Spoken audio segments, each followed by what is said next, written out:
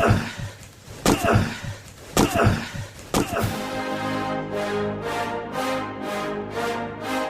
rolls out to the right, pitches off to Taylor, and Taylor's to the 20, down to the 15, down to the 10, 5, 4, 3, 2, 1.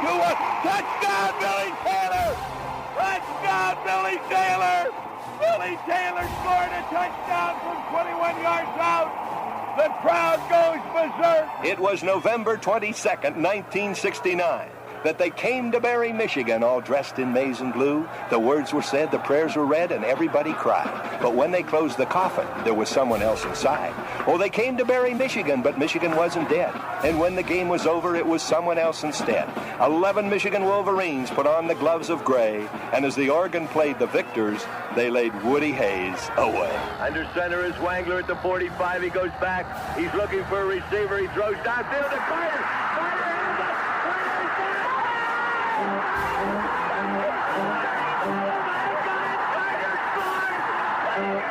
Who's got it better than us? Nobody!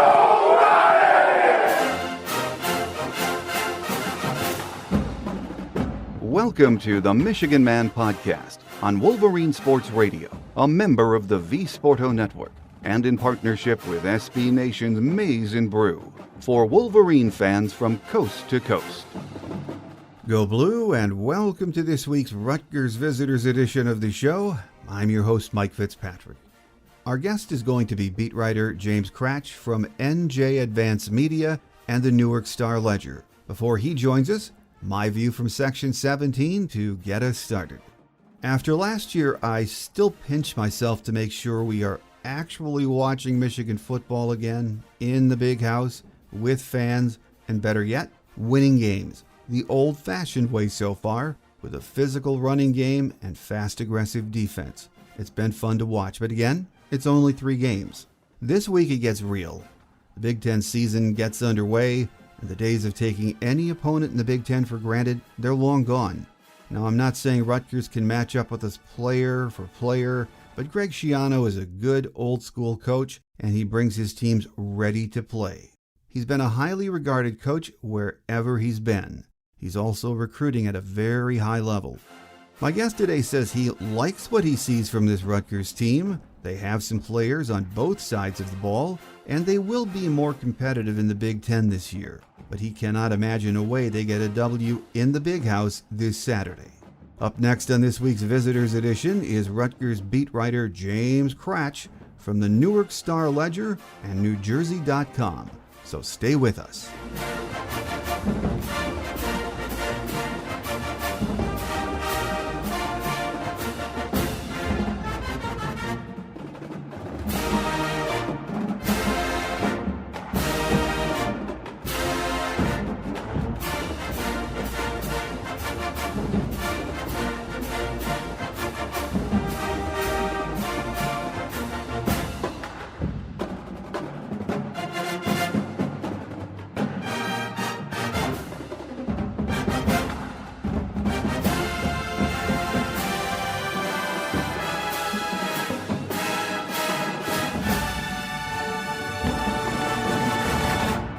Here with us on our visitors segment today is James Kratch, who covers Rutgers football for NJ Advance Media. Great to have you with us, James. Great to be here, Mike. Thanks for having me. We have a red-hot Rutgers coming into the Big House on Saturday. Off to their best start in years. I think the first 3-0 start since 2012. Is that right? Correct. Yes. It's very interesting. It's like for the first time. This is my 4th season covering Rutgers.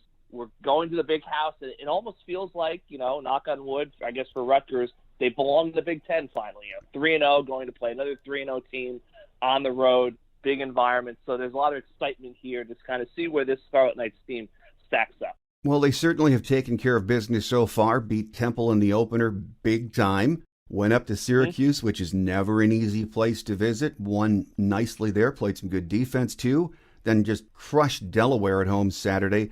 At least this has to be a very confident team right now. Definitely, and I think that they're even more confident because, the offense for the first, even against Temple when they scored 61 points, they struggled. They capitalized on a lot of short fields because of the takeaways they had. They struggled against Syracuse, but they really kind of opened things up and got back to a little bit what they looked like last season when they had the best, offensive season since they've been in the Big Ten.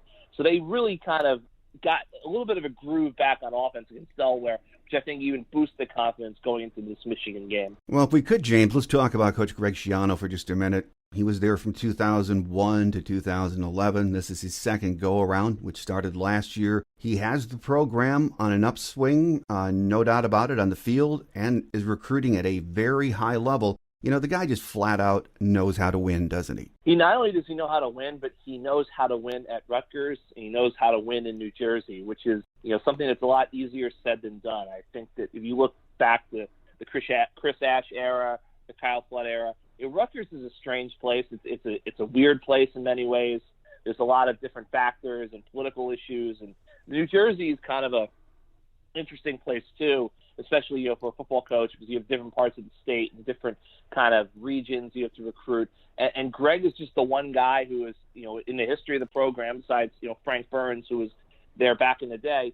He's the one guy who's kind of figured out a way to bring all the parties to the table, to get what he needs, to have a vision for Rutgers, to excite a fan base. It's pretty fickle. It's a pro sports fan base. So if you're winning, they love you. If you're not, they're not really here. And he's the one guy who's kind of figured it out, cracked the code. And now, as when he was here the first time, they were in the Big East.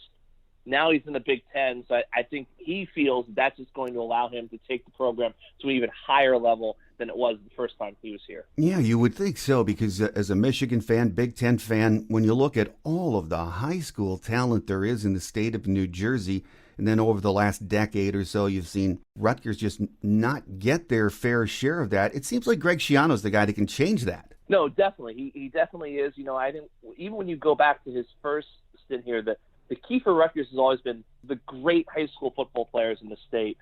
Jabril Peppers, Rashawn Gary, those type of guys. It's always going to be hard for Rutgers to get those guys to stay home. It rarely happens just because Notre Dame, Michigan, Ohio State, Penn State, USC, on and on. Alabama has gotten top players in the state in the past. So, but it was those guys during Schiano's first stint, like 11 to 20 in the annual rankings. Those were the guys that Greg really cleaned up with, and he kind of built the program around. So that's what we've kind of seen so far. Obviously, they're taking all their shots and more with the top guys in each class. But, and they have the number one kid in the 2022 class coming in. But they have really kind of focused on cleaning up in those second-level guys. Those are the guys that I really think they built the program around the first time, and they're going to try to do it again. Well, let's talk a few minutes then about the current Rutgers team that's 3-0, James. It's led by quarterback Noah Vedral, who's off to a really nice start. 58 of 81, I think it's 73% passing percentage, 4 TD passes. Most importantly, no picks. He's a good-looking quarterback, isn't he? He is. He was kind of up and down last season, but the big key for him, Schiano, like they have a saying in the program, the ball is the program. The thing Greg Schiano hates more than anything is turning the ball over. They haven't done it yet this year. Vedral's been extremely good with the football, which is something that's not necessarily a surprise, but it is noteworthy because, he threw 8 picks last year. I think the 9 touchdown passes. He really, I think he threw 3 picks, some of them backbreakers when they lost Illinois, a game they probably should have won. He's really done a good job protecting the football. His completion percentage is high, as you've mentioned. There's been a lot of quick passes. The big question for Vedral coming into the year was, does he have the arm strength to get the ball down the field? I think he answered some of those critics against Delaware with some deep shots, but it's not just him. It's also on the offensive line to protect and give him time. That was an issue the first 2 weeks, less of an issue against Delaware. We have to consider the competition, consider the fact that they ran a lot of 7- and 8-man protection packages to kind of give him that time. And you have to wonder, does that approach carry into this game where, Michigan's defensive backs are going to be a lot better being on an island than Delaware's were. Well, for Noah, Beau Melton is his main target, and he's a darn good-looking receiver, very experienced. He has 20 receptions for 227 yards so far this year. He's a big-time receiver, isn't he? He is. He was one of the rare 4-star recruits that Ash got when he was here.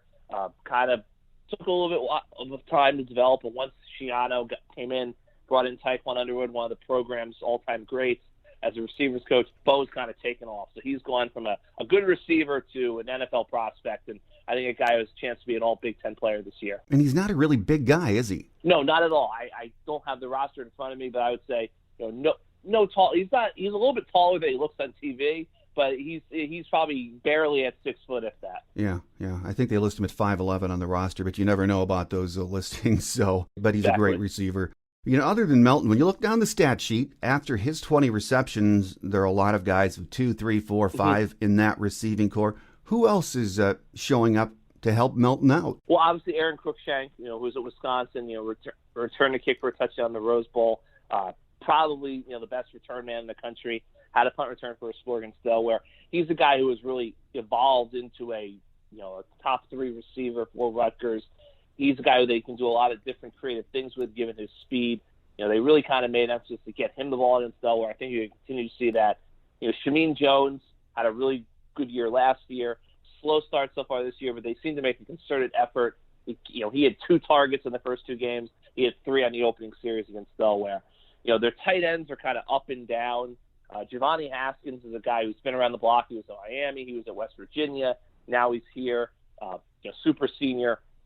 He's a guy had a quiet game against Delaware, but they will throw it to him. He had a touchdown catch against Syracuse. And Johnny Langan, who Michigan fans might remember, he did not start against Michigan in 2019 as he was Rutgers starting quarterback, I think, for the final 8 games.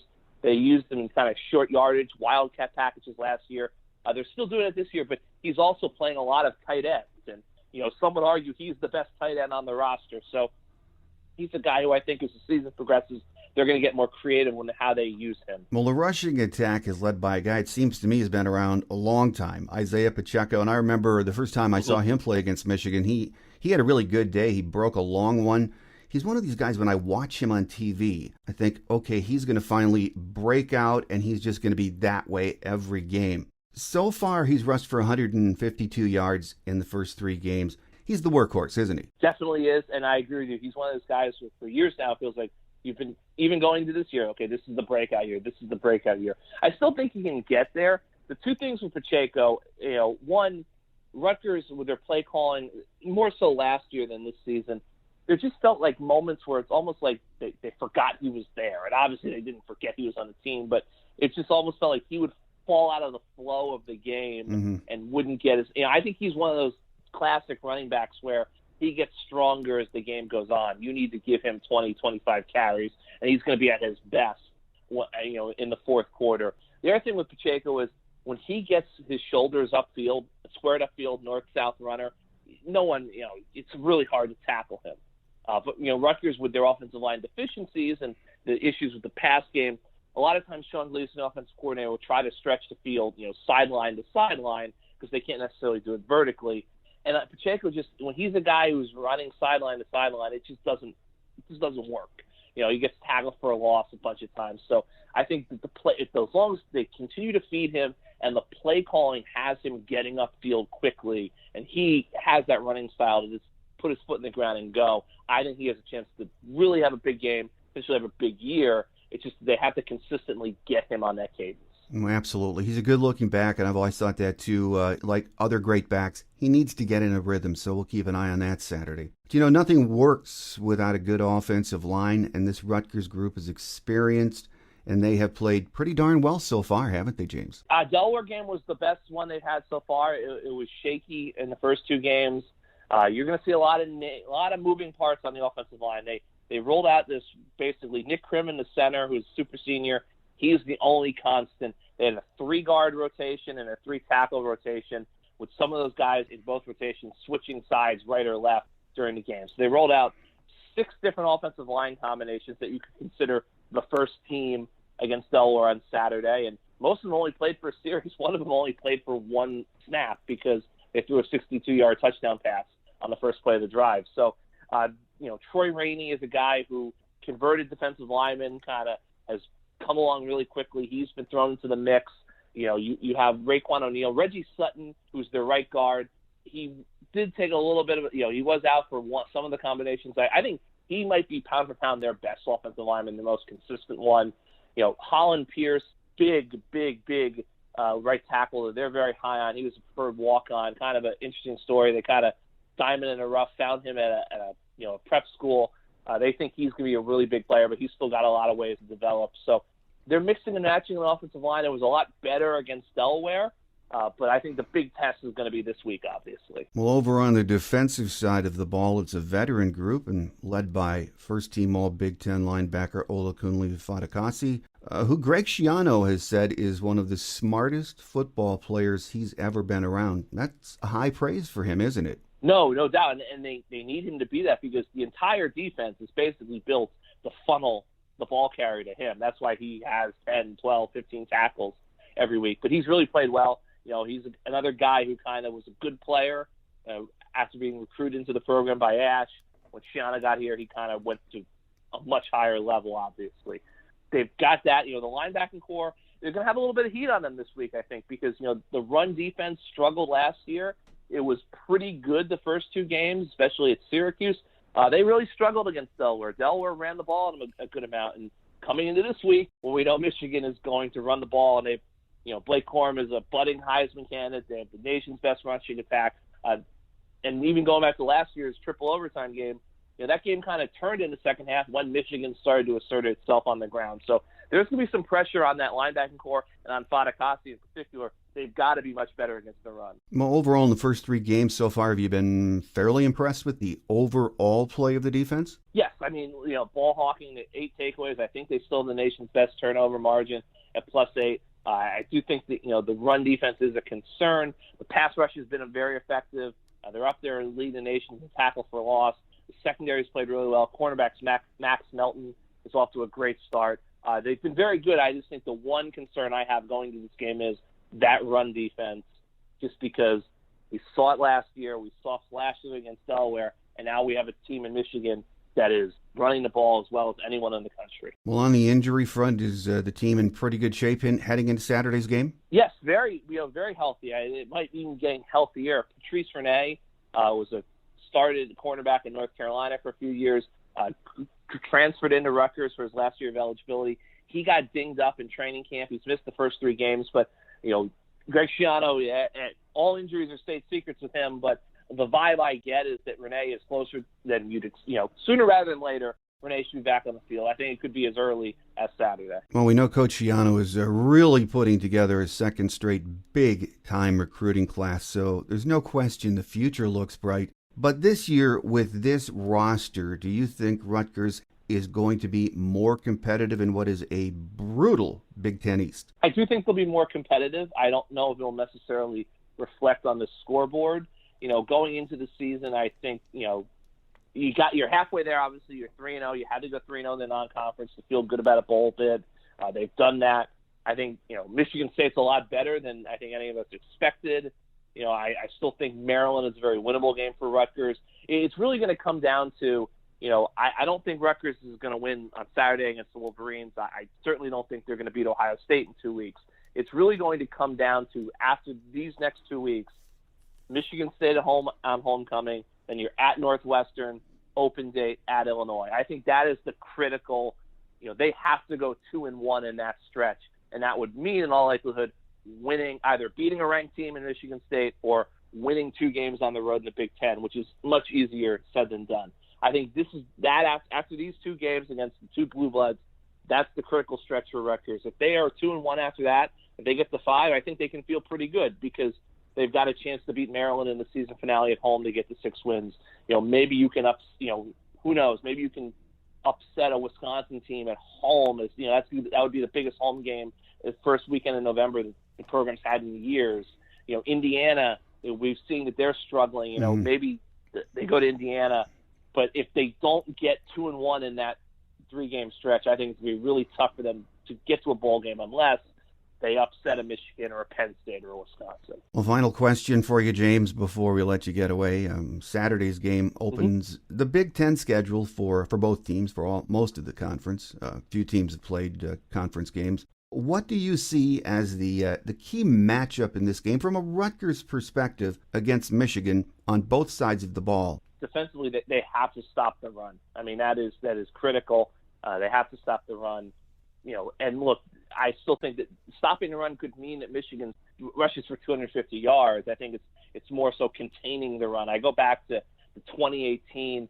They played really well at Wisconsin that year, and Jonathan Taylor had a big day, but they kind of contained him in the second half and before the game kind of got away from them later on. So I think containing that Michigan run game, don't be gashed on the ground. That's key for them. On the offensive side of the ball, I look at Michigan. Obviously, you got to block Aiden Hutchinson. That's going to be critical for Rutgers. They have to stop, keep him at bay.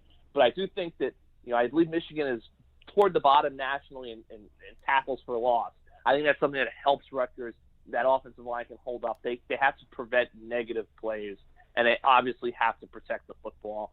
This is a game where they haven't turned the ball over all this year, and it's hard to turn over the ball at the big house and have a chance to win. Oh, absolutely. Coach Schiano, I think at his presser the other day said that basically, we're better, we've really improved, but we have to play clean football to stay in games. No doubt. Here with us on our visitors segment today has been James Kratch, who covers Rutgers football for NJ Advanced Media. James, it's been a pleasure having you with us on the show, and enjoy your Saturday in Ann Arbor. You got it, Mike. Thank you.